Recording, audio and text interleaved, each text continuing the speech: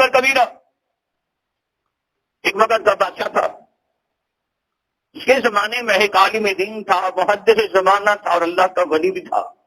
اس کے مرید بہت زیادہ تھے.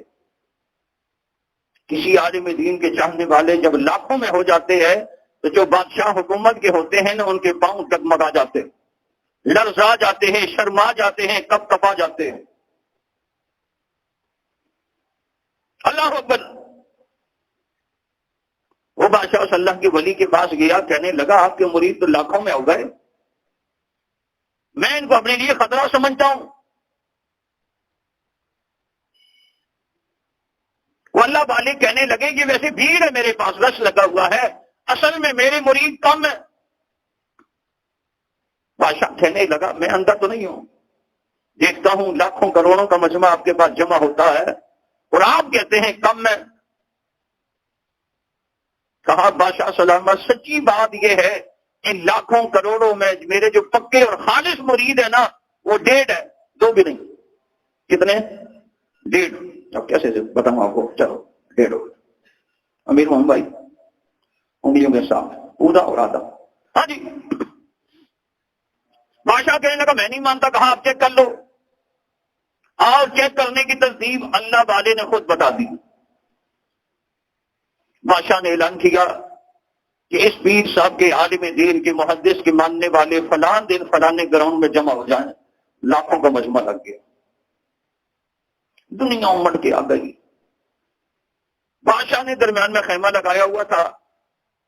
بادشاہ نے کہا کہ تمہارے پیر صاحب سے ایسی غلطی ہوئی ہے کہ اس کی سزا سزائے موت ہے، ان کا سر قلم کیا جائے گا.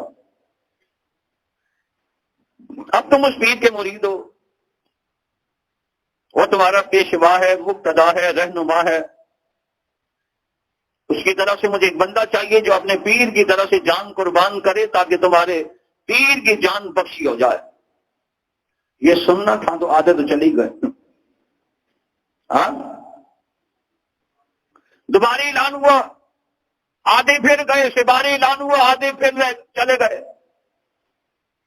پھر جب اعلان ہوا ایک آگے آیا، کہنے لگا میں حاضر ہوں، میرے پیر و مرشد کو بخش دیا جائے، میں اپنا گلہ کٹانے کے لیے تیار ہوں.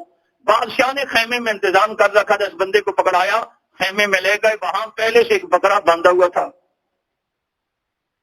بادشاہ نے اپنے بندوں کو سمجھایا ہوا تھا، بکرے کا منہ باندھا، ذبح کیا. خیمے سے بعد جب خون آیا اور اس کے خراٹے آئے نا، تو جن کے پتے سالم تھے وہ بھی پانی ہو گئے اور سارے بھاگ گئے. چاند ہی رہ گئے گنے چنے. اب تو اپنی آنکھوں سے خون دیکھ لیا، بندہ ذبح ہوتے دیکھ لیا. اللہ اکبر کبیرہ. بادشاہ نے اعلان کر دیا ایک اور بندہ بھی چاہیے. عام بندی سے جرم ہو جائے اس کے لیے ایک سزا ایک ہوا کر دی ہے. تمہارا پیر و مرشد ہے، تمہارا مربی اور شیخ ہے، اس اتنی بڑی غلطی ہوئی، مجھے 2 بندے ذبح کرنے پڑیں گے. کوئی مرد آگے نہ بڑھا، ایک عورت برقعے میں آ کر کہنے لگی ہے بادشاہ سلامت میں بھی اللہ والی کی مریدنی ہوں، مجھے ذبح کر لو.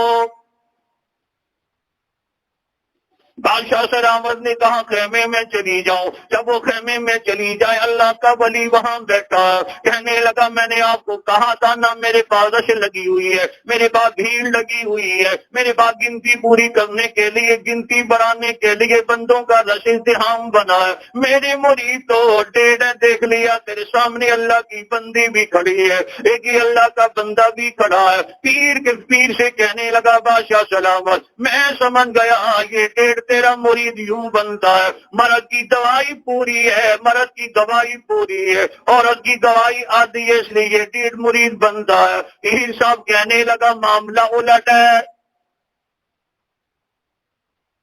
پیر صاحب کہنے لگا یہ تو شریعت کا مسئلہ ہے، مرد کی گواہی پوری ہے، عورت کی گواہی آتی ہے، پر میرے لیے خلوص کو دیکھا گیا ہے.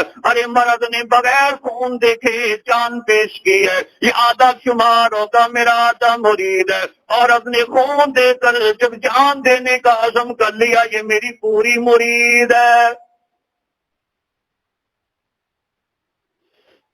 ارے خلوص والے بنو، نماز کے لیے انسان آئے نماز پڑھے خلوص کے ساتھ پڑھنے والا ہو، ارے روزہ رکھے خلوص کے ساتھ رکھنے والا ہو، حج کے لیے اللہ توفیق دے خلوص والا ہو، اللہ زکات کی صدقے خیرات کی توفیق دے خلوص والا ہو، اللہ ذوالجلال بندے کو تبلیغ کی توفیق دے خلوص والا ہو، اللہ قرآن پڑھنے پڑھانے کی توفیق دے بندہ خلوص والا ہو، اللہ مسجد بنانے مدرسہ بنانے کی توفیق دے بندہ خلوص والا ہو، ماں باپ کی خدمت کی توفیق دے بندہ خلوص والا ہو، علماء طلباء صلاحہ کی خدمت کی توفیق دے بندہ خلوص والا ہو، یہاں تک کہ اللہ کے نام پر الہی کلمت اللہ کے لیے راہ خدا میں جان دینے والا ہو، خلوص والا ہو۔ رب کی قسم خلوص والے کا عمل اللہ کے ہاں بڑا کہا جاتا ہے۔